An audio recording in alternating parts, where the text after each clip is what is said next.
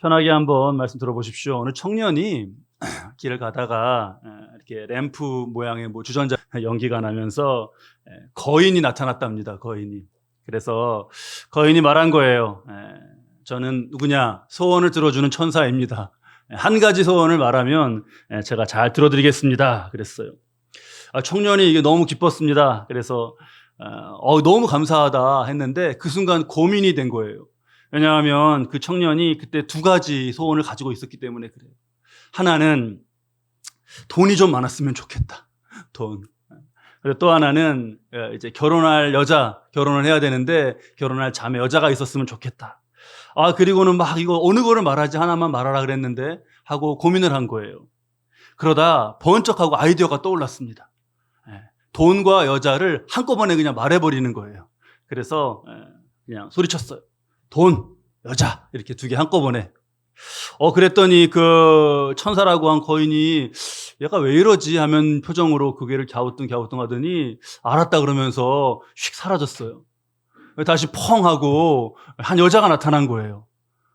그래서 이게 진짜 정말 되는구나. 그리고 이렇게 보니까 어디 뭐 돈가방이나 이런 거는 안 든 거예요. 그래서 왜 여자만 나타났지 하고 이렇게 살펴보니까 이 여자가 좀 이상해요. 이렇게 실실 웃고 머리도 다운클어져 있고 이렇게 꽃을 꽂고 있더래요. 어떤 여자인 거죠? 돈 여자가 나타난 거예요. 자, 미친 돈. 우리가 잘 깨달아야죠. 그냥 하는 얘기지만 이게 공감이 되는 게 우리가 욕심이란 게 이렇다는 걸 알아서 이런 얘기가 공감이 됩니다. 잘 기억하면서 한번 우리 말씀 보시죠.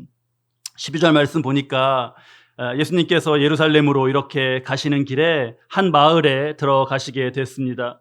그때 나병 환자 10명이 멀리서 예수님을 본 거예요. 이 나병은 참 특이한 병입니다. 왜냐하면 다른 병은 아픈 게 문제죠. 몸이 아픈 게 문제예요. 근데 나병은 아픈데 고통을 느끼지 못하는, 병이 들었는데 아프지 않다고 생각하는 그게 문제인 겁니다. 그러니까 이렇게 귀 뒤에 상처가 나고 하면 우리가 거울 봐서는 내 귀 뒤니까 이게 안 보이잖아요. 근데 거기가 아파서 여기가 왜 이렇게 아프지? 해서 만져보다 보면 여기 내가 뭐가 났구나 이렇게 아는 건데, 근데 나병은 귀 뒤에 그렇게 뭐가 나도 모르는 거죠. 귀가 떨어져도 모릅니다. 그러니까 이런 거 보면서 우리가 잘 새겨야 하겠어요. 그러니까 아픈 것도, 통증을 느끼는 거에도 어떻게 보면은 참 감사할 점이 있어요. 몸살에 걸렸다. 몸살 빨리 나아야겠지만 몸살도 그 어원이 여러 개가 있는 가운데 몸이 이렇게 살고자 하는 거 뭐 그런 뜻이 있다면서요. 그러니까 몸살로 몸이 막 열도 나고 으슬으슬하고 그래야 내가 좀 쉬어야겠다 하고 쉬는 거예요. 몸은 이상이 생겼는데 그런 증상 안 나타나면 계속 일할 거 아닙니까? 그러면 더 큰 고통이 되겠죠. 나병은 이게 안 되는 겁니다. 그러니까 잘 나병 보면서 우리가 새겨야 할 게 무감각이라는 것이 생각보다 굉장히 위험한 것이다라는 것을 새겨야 하겠어요. 이 나병 환자, 이 나병에 대한 율법의 규정은 뭐냐 하면 제사장이 잘 분별을 해서 이게 일반 피부병인지 나병인지 잘 분별을 해서 나병이면 마을로부터 격리를 시키는 겁니다. 격리를 시켰다가 다 나으면 다시 살펴보고 다 나았다. 그런 공동체에 다시 합류시키는 거죠. 지금 이 10명이 그렇게 격리되어서 그냥 자기들끼리만 보내던 그런 사람들이었던 거예요. 그래서 12절 말씀을 보면 나병 환자들이 예수님을 만나서 멀리 서서, 가까이 오지도 못하고 멀리 서서 외칩니다. 뭐라고 외치냐 하면 나병에서 낫게 해달라는 것도 아니고요, 고쳐달라는 그런 얘기가 아니라 그런 요청을 못하고 그냥 불쌍히 여겨달라고 외치고 있어요. 좀 우리를 불쌍히 여겨주소서. 이렇게. 지금 누가복음의 앞에 보면은 예수님께서 다른 나병 환자를 고치셨던 그런 일도 있었어요. 이게 5장에 나오는데, 그때 보면 예수님이 손을 내미셔갖고 대시고 이르시되 내가 원하노니 깨끗함을 받으라 하신데 나병이 곧 떠나니라. 그 말씀이 있습니다. 나병 환자인데 가까이 오면 안 되고 하는데 아예 가까이 온 건 둘째치고 아예 손을 대셨어요. 손을 대시고 그렇게 기도를 하셔서 고쳐주신 일이 있습니다. 근데 지금은 멀리서 외치는데 우리를 불쌍히 여기서서 하니까 너무 예수님도 마음이 아프셨던 것 같아요. 뭐 그런저런 과정 없이 그냥 바로 제사장에게 가서 몸을 보여라 라고 말씀을 하신 거예요. 자, 그들은 그 말을 듣고 제사장에게로 갔습니다. 가면서 가는 길에 나병이 나아버렸어요. 할렐루야. 근데 문제는 그 다음이에요. 그 다음. 15절 말씀을 보면 그 중에 한 사람이 했습니다. 그 중에 한 사람이 어쨌다는 거죠? 어떻게 되죠? 그렇게 감사한 일 중에도 나병이 불쌍히 여기 서서 하는 가운데 나병이 나은 그런 일 가운데에도 한 사람이 감사할 줄을 모르더라. 이렇게만 돼도 뭐야 그 사람은 뭐야 어떻게 그렇게 감사할 줄을 몰라 라고 할 텐데 10명 중에서 그 중에 한 사람만 하나님께 영광을 돌리고 주께 돌아와서 감사 인사를 하고 있어요. 2명도 아니에요. 1명. 9명은 가고 1명입니다. 예수님 그 안타까움에 정말 무슨 과정도 없이 그냥 그렇게 고쳐주시고 한 그런 안타까운 마음 우리가 아는데 이게 어떻게 이럴 수 있나요? 화장실 갈 때 다르고 이렇게 올 때 다르고 하다는 그런 말이 있고 맞아요. 우리가 조금 그래요. 다를 수 있습니다. 우리가에게 그런 연약함이 있어요. 근데 그게 어느 정도여야죠. 이게 지금 너무하지 않습니까? 9명은 가고 1명. 만약에 여러분 이게 내게 일어난 일이라면 이 한 사람이 그게 나죠?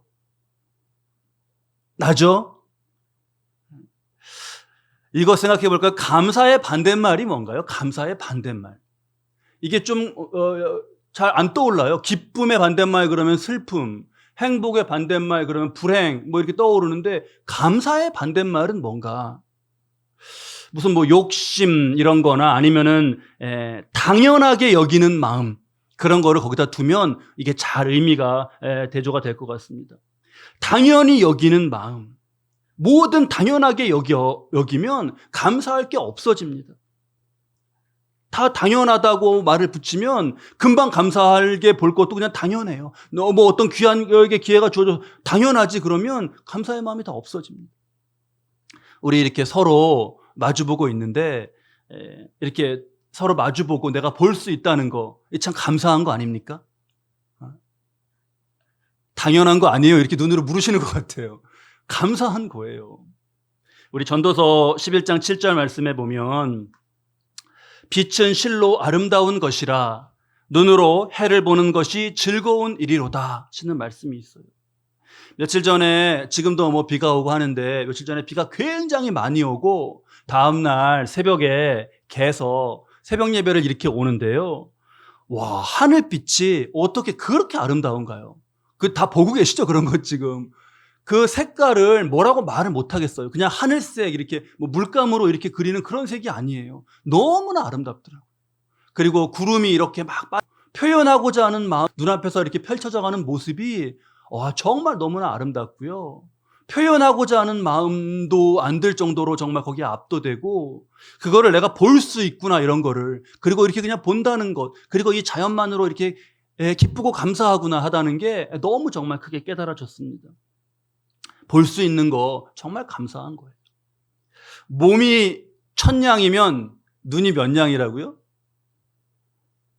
이게 조선시대 얘기라 잘 모르시는구나. 몸이 1000냥이면 눈이 900냥이라 그래요.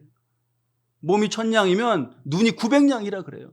이렇게 잘 본다는 거 얼마나 값진 겁니까? 눈 말고 입은 좀 어떠세요? 입은 여러분들 잘 드시나요? 잘 드세요?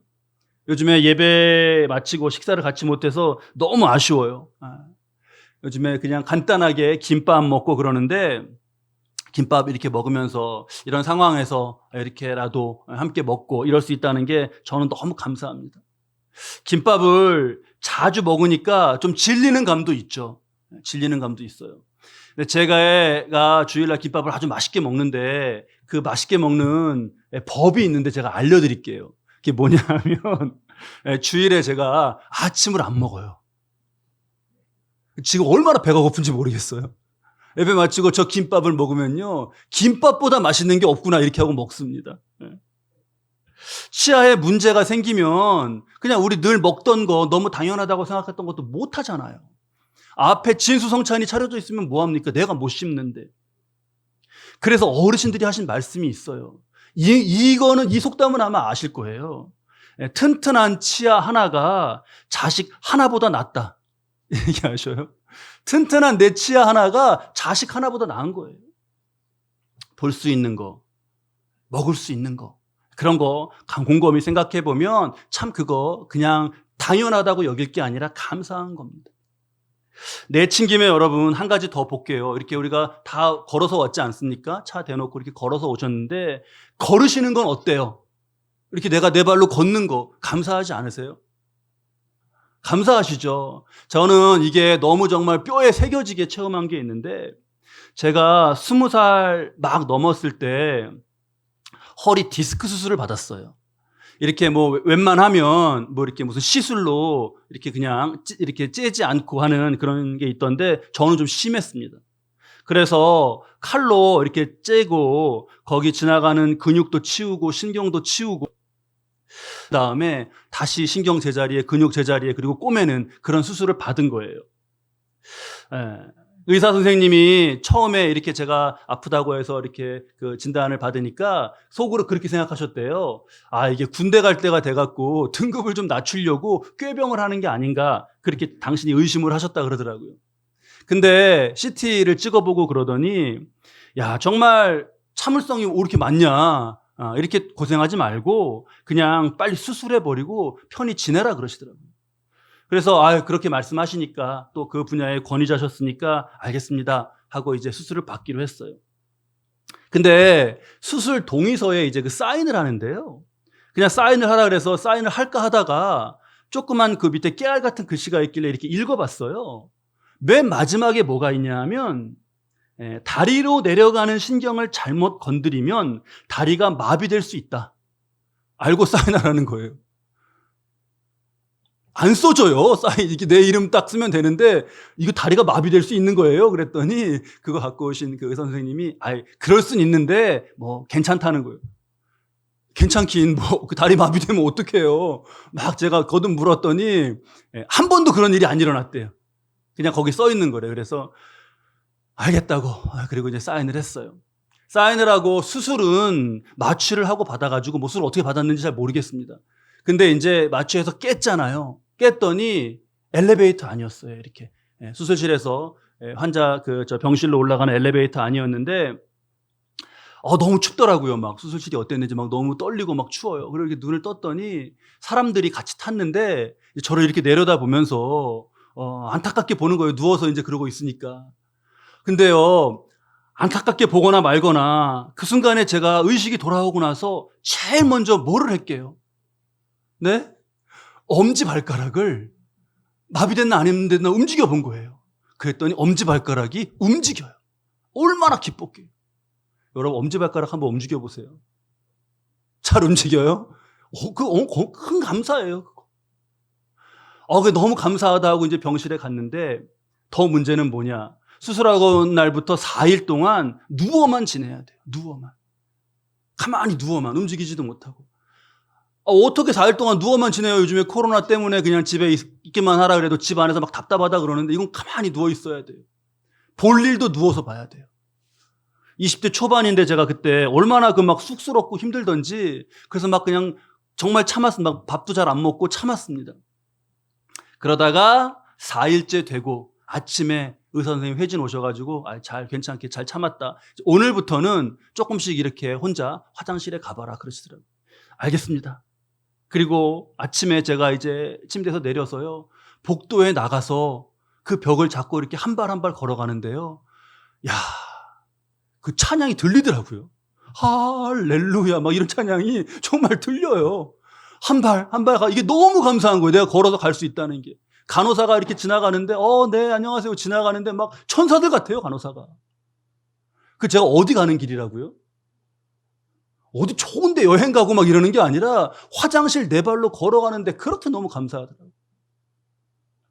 자, 우리 다 걸어서 여기까지 왔잖아요. 우리 잘 한번 정말 감사한 것으로 꼽으면서 말씀 봐야 돼요. 우리 말씀 보면서 먹고 보고 보는 거, 먹는 거, 감사한 거, 걷는 거, 이것에 대한 감사를 이렇게 묵상하는데 딱 누가 떠오르냐 하면 저는 사도 바울이 떠오르더라고요. 사도 바울이. 다메섹으로 그가 가는 길에 예수님 만나잖아요. 강렬한 빛 앞에 만나잖아요. 나는 네가 핍박하는 예수다. 그 말에 그냥 완전히 그냥 기절초풍하지 않습니까? 그러면서 그가 어떻게 되냐 하면 보지 못하게 되고요. 그 다음에 이렇게 그러니까 걷지도 못해갖고 누가 부축해서 다메섹으로 데려갔고 거기서는 먹지도 못했어요. 그게 거의 죽은 사람이죠, 그러면. 그런데 그때 이제 주님이 아나니아를 통해서 은혜를 베푸시면서 그를 거듭나게 하시는 거죠. 그 말씀이 사도행전 9장 17절로 19절 말씀이에요. 아나니아가 떠나 그 집에 들어가서 그에게 안수하여 이르되 형제 사울아, 주 곧 내가 오는 길에서 나타나셨던 예수께서 나를 보내어 너로 다시 보게 하시고 성령으로 충만하게 하신다 하니 즉시 사울의 눈에서 비늘 같은 것이 벗겨져 다시 보게 된지라. 일어나 세례를 받고 음식을 먹음에 강건하여지니라 했습니다. 예수께서 너로 다시 보게 하시고 성령으로 충만하게 하신다 하는 가운데 그가 보고 먹고 걷고 그렇게 되었습니다. 이게 바울만의 역사가 아니죠. 바울만의 역사가 아니죠. 우리가 보고 먹고 걷고 하는 것도 내 생명의 주이신 예수님께서 허락하신 그 역사 속에서 은혜 가운데 이루어지는 일입니다. 이거를 당연히 여기는 것은요, 주님의 주권과 주님의 은혜를 모르는 그러한 무감각, 영적인 나병이 될 수가 있어요. 이 본문의 돌아온 한 사람이 이 은혜의 역사를 보는 거죠. 14절 말씀해 보니까 10사람이 제사장에게 가다가 깨끗함을 받았는데 이 걸어가면서 자신들의 몸이 낫고 있는 걸 본 거예요. 너무 놀랍고 정말 중요한 사건이 내 몸에서 일어나고 있는 거죠. 15절에 그 중에 한 사람이 자기가 나은 것을 보며 하나님께 영광을 돌렸습니다. 자기가 나은 것을 보며, 이것은 눈앞에서 나병이 낫고 있는 육체, 신체의 일이고 물리적인 현상인 것이죠. 이런 일도 있네 하고 신기해한 게 아니라 나은 것을 보며 그 마음과 영혼이 그 은혜를 주신 분께로 향했어요. 그래서 하나님께 영광을 돌리고 그 걸음이 주께로 다시 향한 겁니다. 그러니까 이 사람은 몸은 비록 나병에 걸렸었을지라도 무감각한 병, 통증을 느끼지 못하는 안타까운 병에 걸렸을지라도 그 영은 당연히 여기지 않는 그런 무감각의 나병에 들지 않고 살아 있었던 것이죠. 우리가 여러분 무엇으로 정말 하나님께 영광을 올려드리겠습니까? 우리가 하나님께 영광을 올려드린다 이런 표현을 많이 하는데 하나님은 이미 그 스스로 영광이 충만하세요. 더 내가 어떻게 해갖고 영광을 올려드리고 그럴 수 있는 게 뭐가 있겠습니까? 그런데 성경에 영광에 대한 얘기가 많이 나오는 가운데 하나님이 무엇이 자신에게 영광이 되시는지를 말씀해 주신 말씀이 있어요. 그게 시편 50편 23절입니다. 시편 50편 23절 우리 함께 노랗게 된 부분 말씀 읽을까요? 감사로 제사를 드리는 자가 나를 영화롭게 하나니. 무엇으로 제사를 드리는 자가요? 감사로 제사를 드리는 자가 나를 영화롭게 한다시는 거예요. 욕심부리고 당연하게 생각하고 무감각해지는 것이 아니라 크고 작은 모든 일에 정말 여기 하나님 은혜가 있구나라는 걸 깨닫고 감사드리는 것을 하나님은 그걸 자신의 영광으로 받아들이신다는 거예요. 하나님의 은혜 내게 임했죠. 내 감사가 하나님께 영광으로 올려지죠. 이 상하의 소통이 그 속에서 살아가는 게 영이 살아있는 겁니다. 이 상태를 주님이 뭐라고 부르시냐 하면 19절 말씀을 보면 이 한 사람, 돌아온 한 사람을 축복하는 말씀이 거기 나오는데 일어나 가라. 내 믿음이 너를 구원하였느니라 그렇게 말씀하셔요. 지금 이 사람에게서 우리가 볼 수 있는 모습은 15절 말씀에 하나님께 영광을 돌린 것, 16절 말씀에 엎드려 감사한 모습이었어요. 그런데 예수님은 너의 경배가, 너의 감사가 이게 아니라 너의 믿음이라는 용어를 쓰셨습니다. 그러니까 감사로 영광을 올려드리는 것을 믿음이라고 칭하신 거예요. 자, 정리해보죠. 우리가 현실 속에서 하나님의 은혜를 보고 그것에 감사를 고백하며 그로써 하나님께 영광이 올려지는 것, 그게 믿음이라시는 거예요. 다른 게 아니라 그렇게 이 상하의 소통이 되고 있는 것이 영이 살아있는 것이고 그것이 곧 믿음이 있다라시는 거예요. 그러니까 우리가 믿음이 있으세요? 이렇게 묻는 건 뭘 묻는 거예요? 영이 살아 있으세요를 묻는 게 되는 거죠. 그러면 여러분 반대로 은혜를 몰라요. 감사가 없어요. 그냥 다 당연해요.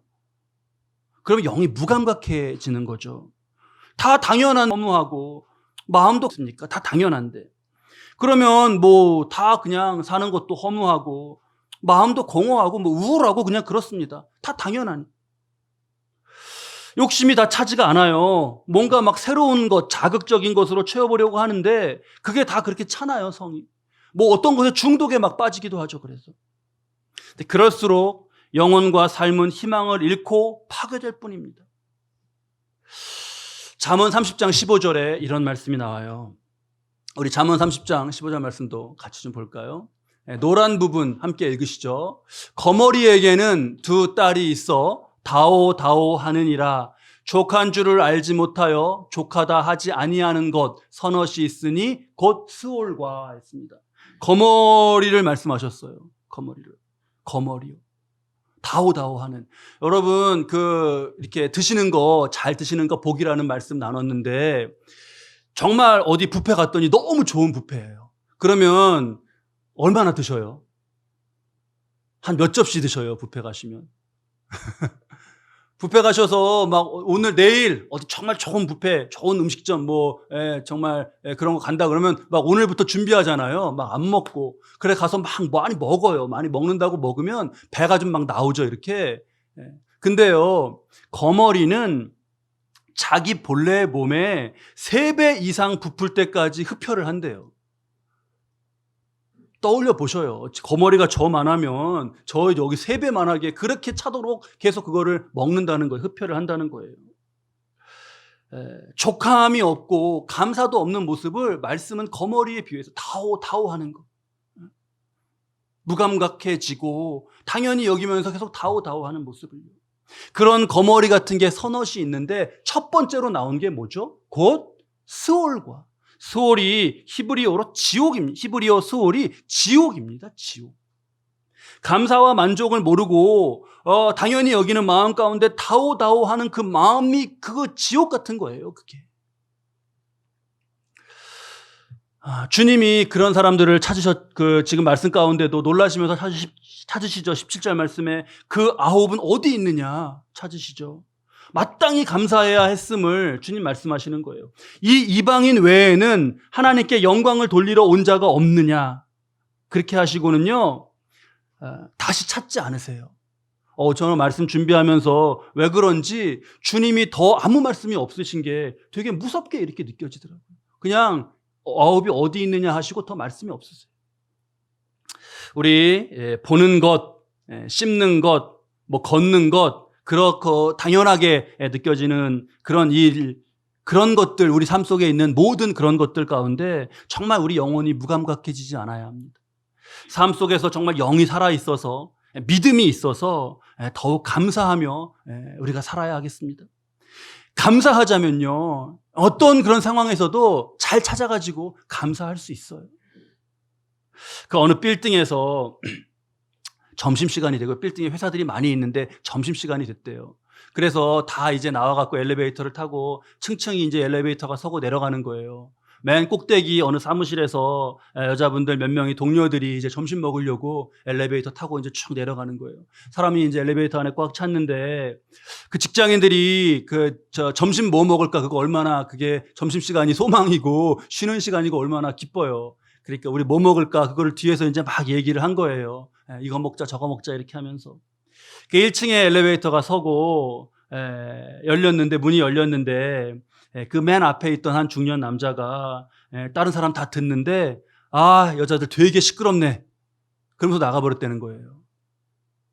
그 여자들 너무 불쾌하고 막 망신이 저 사람들 다 있는데 그러니까 막 뭐 저런 사람이 다 있어 막 이렇게 그러는데 그때 그 중에 한 여자가 그랬대요. 주님 감사합니다. 그랬대요. 주님 감사합니다. 그러니까 이제 옆에 있던 동료가 아니 언니는 짜증이 난 거예요. 언니는 뭐 맨날 그렇게 감사해? 지금 이 상황에서 뭐가 감사해? 그랬더니 그 여자가 그랬대요. 저 남자가 내 남편이 아니라서 정말 감사해. 그 말에 엘리베이터 안에 다 웃음꽃이 피고 점심 아주 맛있게 먹었답니다. 그렇게 그 안에도 있잖아요. 본문 사건에 예수님이 너의 믿음이 너를 구원하였느니라. 그렇게 선포하시는 것으로 이 나병 환자들을 만나신 사건은 끝나요. 그런데 누가는요, 이 사건 뒤에 주님의 어떤 말씀을 연결해 두었습니다. 이게 지금 사건의 순서상 이렇게 일어난 것인지는 확실치 않지만 말씀은 이 사건과 지금 이 사건과 주님의 매우 중요한 말씀을 연결해서 전하고 있어요. 그러면서 거기에 중요한 메시지를 전하고 있습니다. 자, 예수님께서 하나님의 나라가 언제 임하는지를 묻는 바리새인들에게 20절, 21절에 이렇게 답하시죠. 우리 20절, 21절 말씀도 함께 읽어볼까요? 바리새인들이 하나님의 나라가 어느 때에 임하나이까 묻거늘 예수께서 대답하여 이르시되 하나님의 나라는 볼 수 있게 임하는 것이 아니요 또 여기 있다 저기 있다고도 못하리니 하나님의 나라는 너희 안에 있느니라. 너무나 중요한 말씀인데요. 이 사건 뒤에 연결되게 그렇게 지금 놓여져 있습니다. 하나님의 나라가 너희 안에 있다는 것은요, 이미 하나님의 나라를 너희들이 체험하며 산다는 것이에요. 이걸 이 사건과 이 말씀을 종합하면 어떻게 됩니까? 복잡하니까 한번 잘 정리해 보셔요. 우리 삶의 자리에 하나님의 은혜를 보고 그걸 감사하면서 감사함으로 하나님께 영광이 올려지는 거죠. 그것이 영이 살아있는 것이고 그것이 믿음이라고 주님이 그러신 거잖아요. 그리고 그것이 지금 주님이 말씀 가운데 하나님의 나라를 체험하며 사는 게 바로 그런 것이에요. 하나님의 나라를 체험하며 사는 게 다른 게 아니라 그런 것이에요. 감사함 가운데 그 감사함이 감사드리는 말과 그 마음 가운데 그것이 시작됐어요. 감사로부터 하나님의 나라를 사는 것까지 다 이게 꿰뚫어서 연결이 되어 있습니다. 하나님의 나라를 체험하며 산다. 여기는 지금 이 땅인데 나는 하나님의 나라를 체험하며 산다. 그러면 내가 지금 이 땅 위에 사는 거예요? 천국에 사는 거? 어디 사는 겁니까? 말씀을 우리 마치겠습니다. 조금 복잡한데 실천은 매우 간단합니다. 주께 감사하며 사는 거예요. 범사에 주께 감사하며 사는 겁니다. 이해를 하는 거에는 조금 단계가 있었지만 실천으로 놓고 보면 전혀 어렵지가 않아요. 쉽습니다. 근데 여러분, 마지막으로 우리가 마음 가운데 경계를 잘 둬야 될 게 이게 되게 쉬운데요. 근데 이게 10사람 중에 한 명이었습니다. 이게 무슨 의미일까요, 이게? 무감각해지는 건 더 쉬워요. 자, 우리 어떤 은혜를 정말 깨달을 때 그 감사를 순간적으로는 하지만 그게 다 주께 올라가기도 전에 더 큰 욕심을 품고 하는 그런 마음, 그게 우리네 마음인데 정말 그런 마음을 이미 없고 정말 주께 올려지는 그런 영광으로 감사하며 저와 여러분 살 수 있기 바랍니다. 바쁘게 정신없이 살다 보면 어느새 많은 것을 그냥 막 당연하게 이렇게 여기고 있는 무감각해진 우리네 영혼을 발견하게 되는데 그러지 않기를 바랍니다. 오늘 주신 주님의 말씀에 우리의 마음, 영혼이 깨어나기를 바랍니다. 주님의 말씀이 영적 나병의 예방주사가 되어서 우리의 영혼과 삶이 건강하시고 복되시기를 주님의 이름으로 축원합니다.